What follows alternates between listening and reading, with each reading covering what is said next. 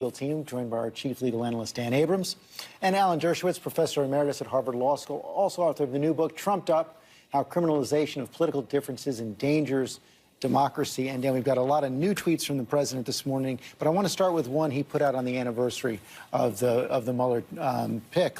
He said, "Congratulations, America. We are now into the second year of the greatest witch hunt in American history, and there is still no collusion, no obstruction.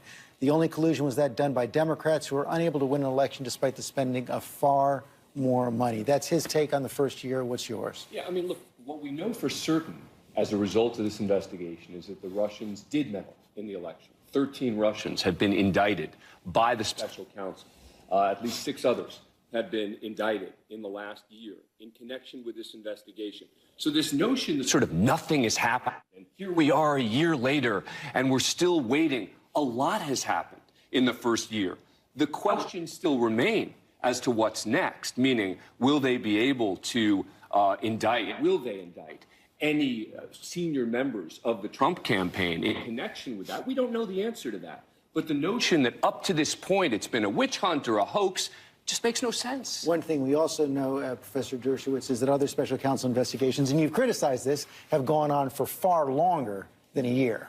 Well, I think it was a mistake to appoint a special counsel. They should have appointed a nonpartisan, independent commission like 9/11 to find out how this election went wrong. And it went wrong in so many different ways. This is one of the worst elections in modern history, with Russian attempts to influence, other attempts by Gulf countries to influence, the existence of FBI agents who were trying desperately to turn the election away from Trump. We should have had a massive investigation, and then we should change the laws to make it clear what you can do and what you can't do. I don't think this investigation has gotten us what we need to know, knowledge and information about how to prevent this in the future. Fallon just says in passing that, oh, and, you know, we've got evidence that the FBI agents were trying to turn this against Trump. We don't have any evidence that FBI agents were trying to turn the election. How about Strzok's tweets when he said, we need a guarantee, we need an insurance policy? We have to investigate that. Hold on, those were not tweets, those were private texts. What's the difference? We got them. There's a massive... They show a state of mind. And now we read all of his texts, if you read all of his texts, actually the total context is not saying, oh my goodness, Donald Trump is the problem. Also, he talked about Hillary Clinton and problems with Hillary Clinton, et cetera. The bottom line is to sort of throw that in there with all the rest of what the special counsel has found. To me, it just minimizes what we've really found with regard to Russian meddling. And I think it should minimize it, because what we found is not particularly significant. You don't think it's significant? The Russian meddling is not significant? No, I think it's very significant. The meddling, I don't think the criminal charges are very significant, because we, to this day, don't even know what the law still is. You know, the Supreme Court has said that foreign governments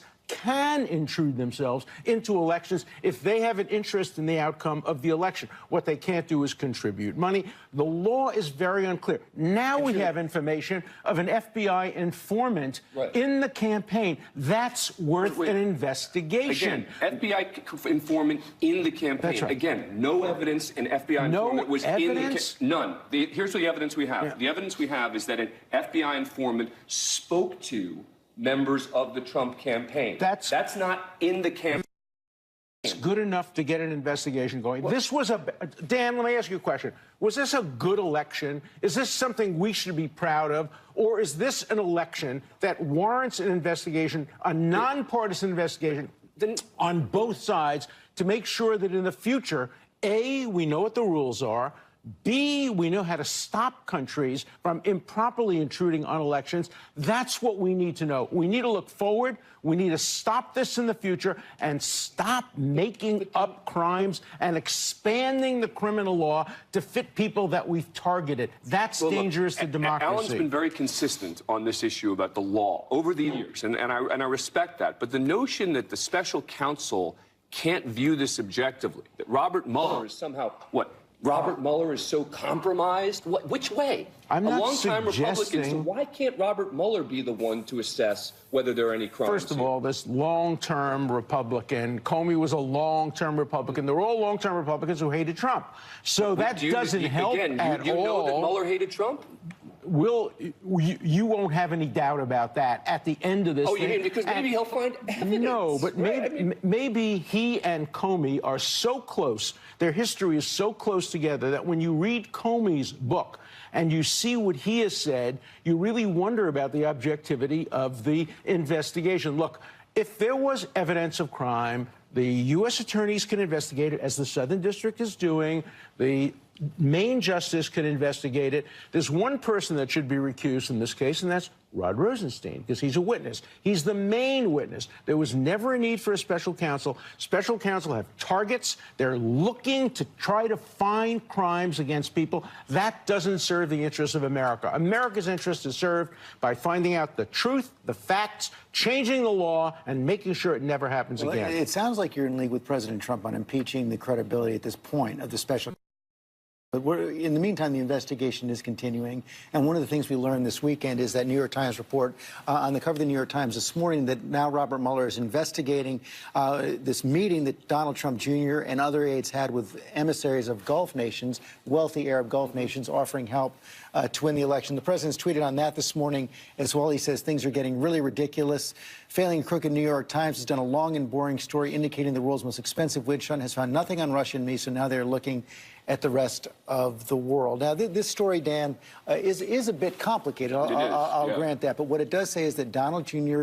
had a meeting with an emissary of the UAE and Saudi Arabia who was offering some help, perhaps working with an Israeli firm on social media. I read the article twice, and then again, and still am not certain after reading it 3 times whether there is any potential criminal activity. Isn't that a problem? Isn't that a problem that we don't even know what the law is today as to whether this is legal or illegal? It's actually not that we don't know what the law is. It's that we don't know what the facts are. No, it's that we don't know what the law is. At least for me. All right, well, Here, as far as I know, I'll tell you the basic. Finish and then go. The basic law, as I understand it, is that a foreign national can't provide anything of value which has been interpreted to mean typically substantial assistance in connection with an election. Okay, period. So let's take the following scenario. You have countries in the world who hate the Democrats because of the fact that they made a deal with the Iranians that they think endangers their security. Yeah. Therefore, they want to see a Republican elected. Is that a crime?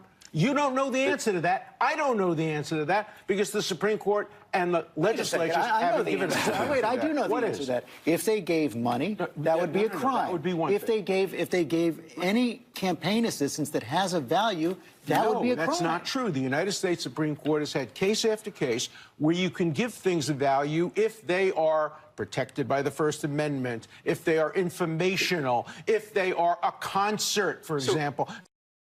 Cases all over the place, and they go both ways. The law is not clear. Alan, the law in every area has gray areas, right? That's why cases make it to the Supreme Court, because appellate courts end up interpreting things in different ways. And then it makes its way up to the Supreme Court, where the Supreme Court has to resolve exactly what it means to suggest, oh, this area of the law is so much more vague. It's not. No, it is. Let me tell you, we don't know what.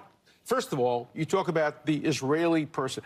We've had foreign people involved in American elections from the very beginning of time. That's perfectly legal to have a foreign person involved as long as they don't make substantial campaign contributions. There's a volunteer exception. There's another exception that says that if you're doing it for your own purpose. You're intentionally making this more complicated than it needs to be. Boy, it's complicated enough. It is, but you know what? They're going to figure out whether they're under current law, the same way they do in every other area of the law, was a law violated. It's just not that hard, and to sort of throw your arms up and say, oh, we can't interpret this area of the law. You and I can't agree that something is a crime. You're a law professor. Law professors point to specific, difficult questions. That's what you've done for a living. Never be the basis. In every area of law. Never see the basis for criminal prosecution unless you know with absolute clarity where the line is, and you make the